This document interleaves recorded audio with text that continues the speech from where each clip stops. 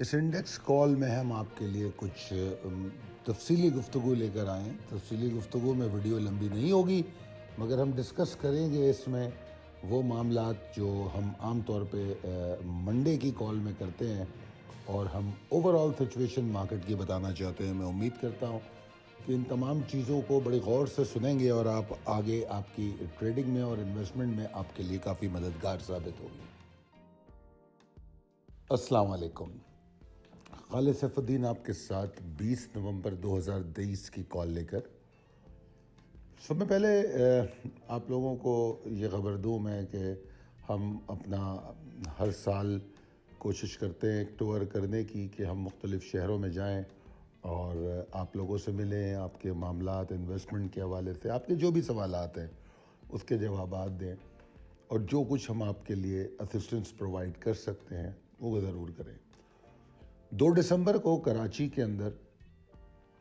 کراچی میں ہم یہ پروگرام کرنے جا رہے ہیں، اور ہم نہیں چاہتے کہ آپ کسی ایک جگہ پہ بندھے رہیں، کیونکہ خاص طور پہ میں ٹریڈرز کے بارے میں کہوں گا۔ جو لوگ پروفیشنل ٹریڈرز بننا چاہتے ہیں ان کو ڈائیورسفیکیشن سیکھنی ہوگی۔ جو لوگ پروفیشنل ٹریڈرز کی طرح کام کرنا چاہتے ہیں ان کو یہ سمجھنا ہوگا کہ کسی بھی ایونیو کو اگنور نہیں کیا جا سکتا۔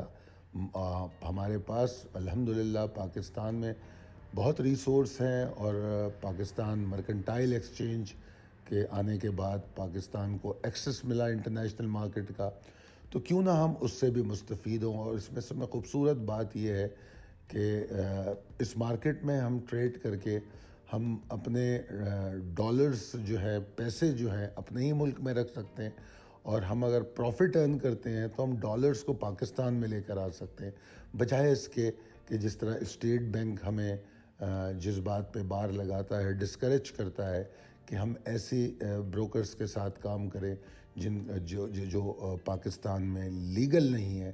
آپ ان تمام بروکر سے واقف ہیں، اور ایسی اپلیکیشنز جو آپ کے اینڈرائڈ اور ایپل اپلیکیشنز ہیں اور اس پر آپ کام کرتے ہیں، جس سے ہم ڈیلیبریٹلی یا ان ڈیلیبریٹلی اپنے ملک کو نقصان پہنچاتے ہیں۔ پاکستان کا اپنا ایکسچینج ہے، پاکستان مرکنٹائل ایکسچینج۔ تو اگر آپ کو ڈائیورسفیکیشن چاہیے انٹرنیشنل مارکیٹ میں، فوریکس میں، کموڈیٹیز میں کام کرنا ہو، تو پلیز پاکستان مرکنٹائل ایکسچینج کا انتخاب کریں۔ اور اس سلسلے میں اگر کسی بھی قسم کی مدد، ٹریننگز اور سروسز کی ضرورت ہو تو ہماری ٹیم ہم وقت آپ کے لیے حاضر ہے۔ چلتے ہیں جناب، جمعے کے سیشن کو دیکھ لیتے ہیں۔ ویسے تو 58,147 کے ٹارگٹ کی بات میں کر رہا تھا، مگر جمعے کے لیے میرا ٹارگٹ 57,721 سے لے کر 57,800 سم تھنگ تک تھا۔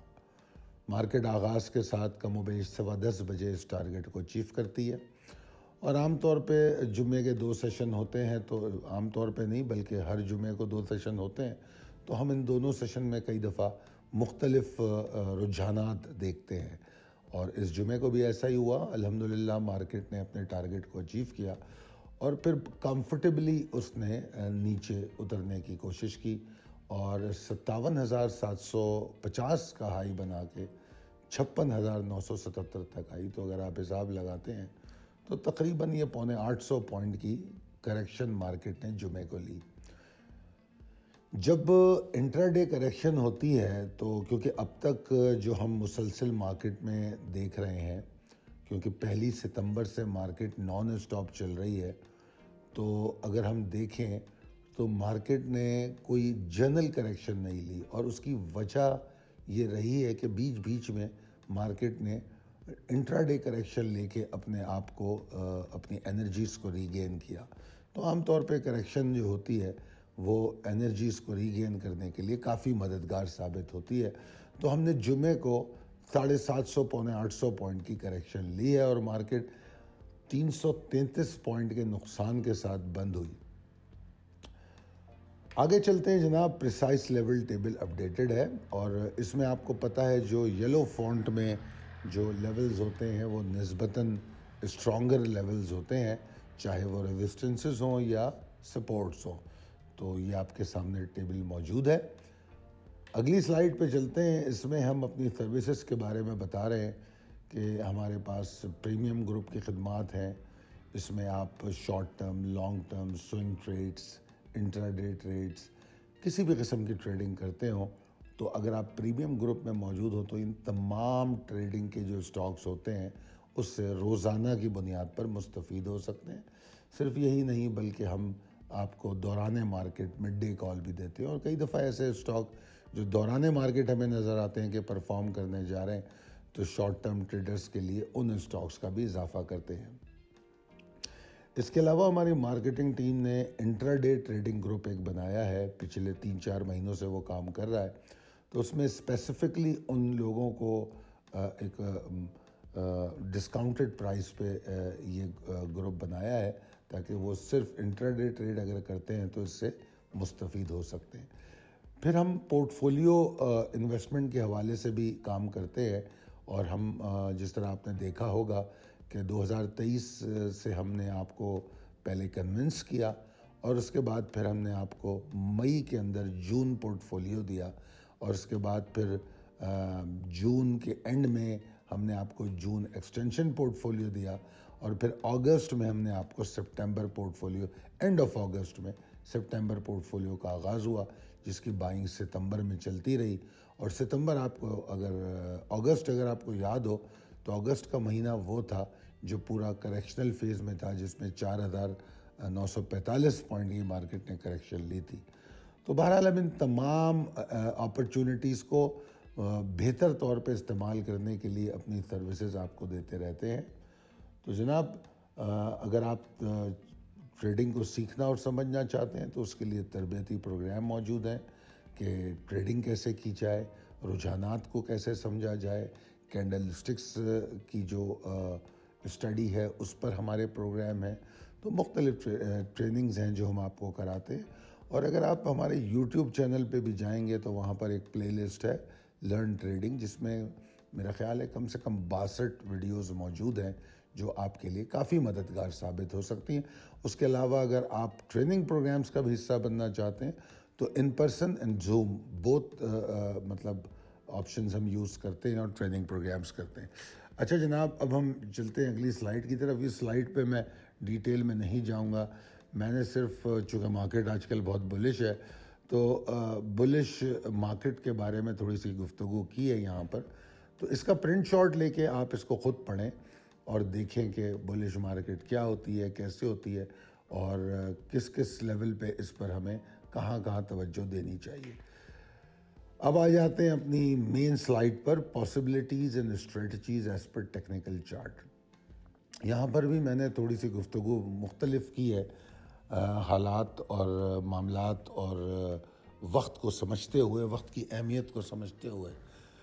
ویسے تو ایک ویڈیو آلریڈی اپلوڈ ہو چکی ہے جس میں ہم نے سیکٹر سلیکشن اور جو انڈیکس کی ہینڈلنگ ہے اور جو اب آنے والے دنوں میں جو ہمیں اسٹاکس کیا ہینڈل کرنے، کس طرح ہینڈل کرنے، ان تمام چیزوں پر میں بات کر چکا ہوں. یقیناً وہ ویڈیو آپ کی نظروں سے گزر چکی ہوگی، تو لہٰذا اس پر تو ہم اتنی بات نہیں کریں گے، مگر کچھ تھوڑی سی بات میں یہ کرنا چاہوں گا کہ اس میں کوئی دو رائے نہیں کہ مارکیٹ بہت تیزی میں ہے، مگر اس کے باوجود بھی ہمیں آنے والے دنوں کے لیے جو اپ کمنگ پاسبلٹیز ہیں مارکیٹ کے لیے، انڈیکس کے لیے، اس کو سمجھنا ہوگا، اپنے ویژن کو بڑا کرنا ہوگا، اور اس تمام تر تیزی کی سوچ کے باوجود مارکیٹ میں جو رسک انوالو ہوتے ہیں اس کو ہم اگنور نہیں کر سکتے. وہ تمام چیزیں اور آنے والے رسک میں جو اہم ترین باتیں ہیں تو جس کو میں کہوں گا کہ بے شک اس وقت جو حکومت ہے اس نے کافی بہتر کام کیا ہے. جو ڈالر روپی ڈی ویلیویشن تھی اور اس کو کافی روک تھام کی ہے، اس کی اسمگلنگ کی، اور اس سے مارکیٹ میں کافی بہتری آئی. اور اس کے علاوہ جو ہمیں آئی ایم ایف اور ایشین ڈیولپمنٹ بینک سے جو سپورٹ ملی ہے اس کی امپلیمنٹیشن کیسے ہوتی ہے، اور ہم جو انفراسٹرکچر ڈیولپمنٹ جو 3-4 سال سے کم و بیش رکی ہوئی تھی، ہم اس کو کس طرح ہینڈل کر پاتے ہیں. اور یہاں ہو سکتا ہے میری کچھ گفتگو شاید کچھ لوگوں کو پسند نہ آئے، مگر پاکستان میں ایسے سیکٹرز پر بہت زیادہ بیٹ کیا گیا جو میرے حساب سے بہت ڈیڈ انویسٹمنٹ ہے، جس میں خاص طور پہ ریئل اسٹیٹ انویسٹمنٹ ہے اور اس میں فائلوں کا ٹریڈ ہونا. میں ایک مثال دیتا ہوں کہ چند ہزار روپوں سے ایک آدمی ٹھیلا لگا کر جو مال بیچ لیتا ہے، اس سے جو ہے جو پیسہ ہے وہ کنٹری میں رول کر سکتا ہے. مگر جو ڈیڈ انویسٹمنٹ ہے میرے حساب سے، جو ایسی کئی ہاؤسنگ اسکیمز ہیں اور ایسے کئی پروجیکٹس ہیں جو پچھلے 10-12 سالوں سے صرف فائلوں کی شکل میں خرید و فروخت ہو رہی ہے، اس میں لاکھوں بلکہ کروڑوں روپے کے وہ پلاٹس ہوتے ہیں جو نہ اس پہ کنسٹرکشن ہو رہی ہے نہ اس میں کوئی رہ رہا ہے، مگر ان کی جو ٹریڈنگ ہے وہ ہو رہی ہے. تو اگر وہ پیسہ ریئل مارکیٹ میں آئے اور انفراسٹرکچر ڈیولپمنٹ میں آئے، انڈسٹریل گروتھ کی طرف آئے، انڈسٹریز لگیں، نئے بزنسز شروع ہوں، آئی ٹی میں اگر ہمیں وہ انویسٹمنٹ ملے تو ہم دنیا کے ساتھ کھڑے ہو سکتے ہیں. تو اس کے لیے ہمارے ارباب اختیار کو بھی سوچنا ہوگا کہ ہم کس طریقے سے ریئل انویسٹمنٹ کی طرف جا سکتے ہیں. ہمارے پڑوسی ممالک کون کون سے سیکٹرز پر توجہ دے رہے ہیں اور ہم کہاں کھڑے ہیں. آٹو موبائل انڈسٹری ہماری کس طرح کا کام کر رہی ہے. آج بھی ہم وہی گاڑیاں اسمبل کرتے پھر رہے ہیں. ہم نے کون سی اپنی گاڑی انٹروڈیوس کی ہے؟ ہم آج بھی گاڑیاں امپورٹ کر رہے ہیں. تو یہ تمام چیزیں ہیں جو ہمارے ارباب اختیار کو سوچنے کی ضرورت ہے. بے شک یہ ایک لانگ ٹرم انویسٹمنٹ ہوگی، اس میں ہمیں 5 سے 7 سال لگیں گے، مگر دیکھتے دیکھتے 70-75 سال گزر گئے. اگر 5 سال کے لیے بھی اگر ہم اس طرح کا کوئی پلان بنا لیں تو ہم اپنی نہ صرف ملک کی معیشت کو بلکہ جو گروتھ ہے اکانومی کی اس کو بہتر بنا سکتے ہیں اور اپنے لائف اسٹائل کو بہتر کر سکتے ہیں. میں یہ تو نہیں کہوں گا کہ 1947 یا 1960 میں جو ڈالر روپی پیرٹی تھی یا ڈالر روپی کا جو وہ تھا، ہم اس پر ڈالر کو لے آئے. یہ باتیں کرنا بالکل فینٹیسی میں رہنے کے مترادف ہوگا کہ میں یہ کہوں کہ ڈالر جو ہے اس کو ہم 200 پہ لے آئیں، 125 پہ لے آئیں. یہ سب بیکار باتیں ہیں. ڈالر اگر 270 سے 250 تک بھی آ جائے تو پاکستانی اکانومی دوڑ سکتی ہے. ضرورت اس بات کی ہے کہ اپنی ہاؤس ہولڈ انکم کو بڑھایا جائے اور ہم اپنی جو بائنگ پاور ہے اس کو بڑھائیں، کیونکہ پوری دنیا میں مہنگائی ہوئی ہے تو مہنگائی پاکستان میں بھی ہوئی ہے.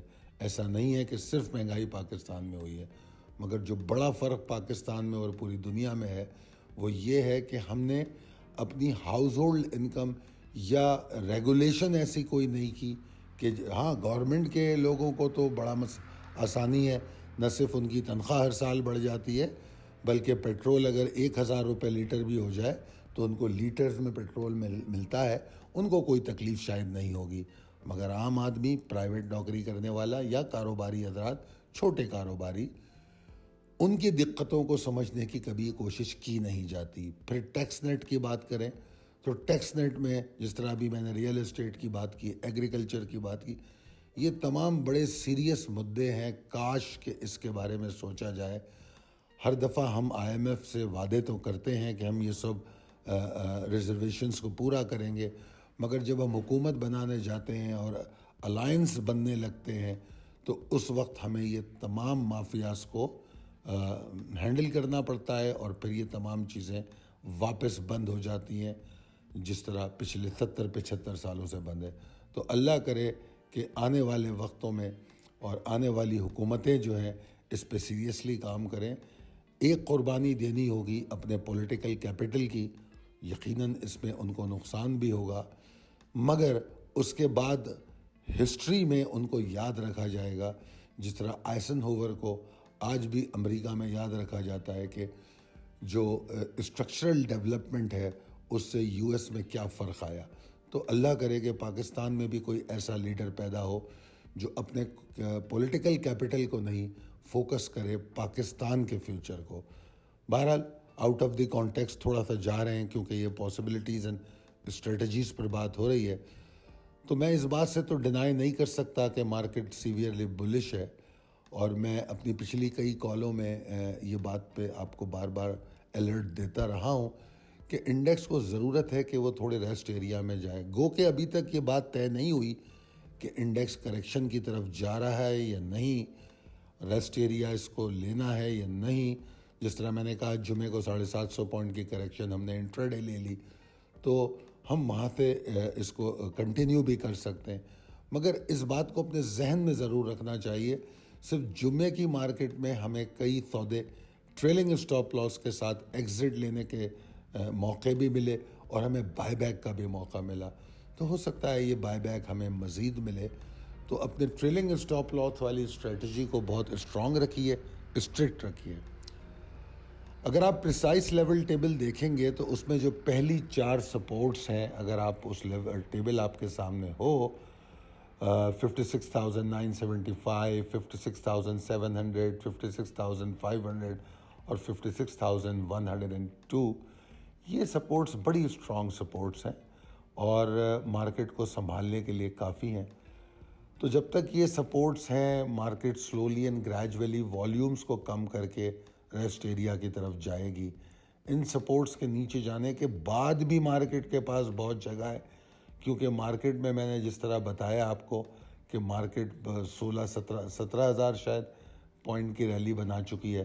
تو جب 17,000 پوائنٹ کی ریلی بنی ہو, تو اگر مارکیٹ 9,500 پوائنٹ کی ریلی بنا کے 5,000 پوائنٹ کی کریکشن اگر لے سکتی ہے, تو اگر مارکیٹ نے اب 13,000 پوائنٹ کی ریلی بنائی ہے, سیکنڈ ویو جو ہے, تو اس میں اگر 5,000 پوائنٹ کی کریکشن بھی آئے تو مارکیٹ کے لیے قطعی طور پہ کوئی پریشانی کی بات نہیں ہے.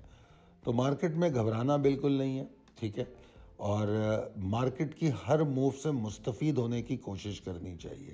اگر مارکیٹ ریسٹ ایریا میں جائے, کریکشن میں جائے, تو ہم بھی اپنے اسٹاک کو ری اسکیجول کریں, ہم اپنے اسٹاک کو ریپلیس کریں, تبدیل کریں.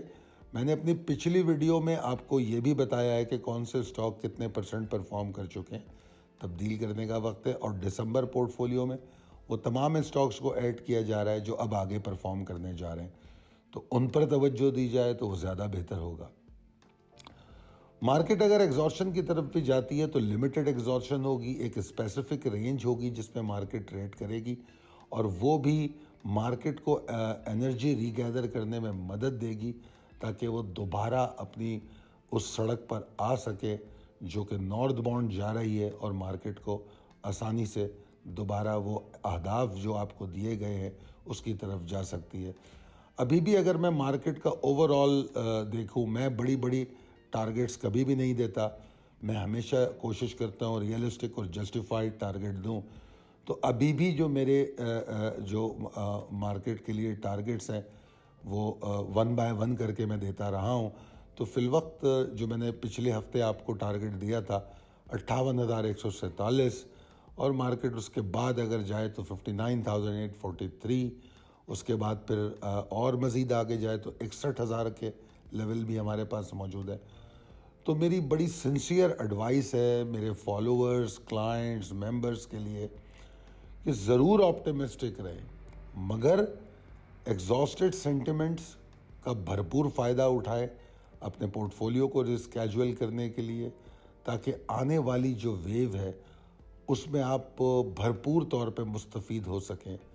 پچھلی ویڈیو کا بار بار تذکرہ کر رہا ہوں, اس میں میں نے ایک تھاٹ دیا ہے کہ مارکیٹ نے 17,000 نہیں بلکہ 22,000 کی ریلی بنائی ہے.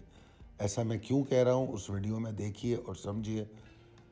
اگر ہم کوشش کریں اور ہم مارکیٹ کو صحیح وقت پہ جانچیں, اور صحیح اگر جو الرٹس دیے جاتے ہیں اس پہ ٹائملی ایکشن لیں, تو یہ 16-17 کی جو ریلی تھی وہ 22,000 پوائنٹس کا ہمیں ایڈوانٹیج دے رہی تھی, اور ہم اس سے مستفید ہو سکتے تھے.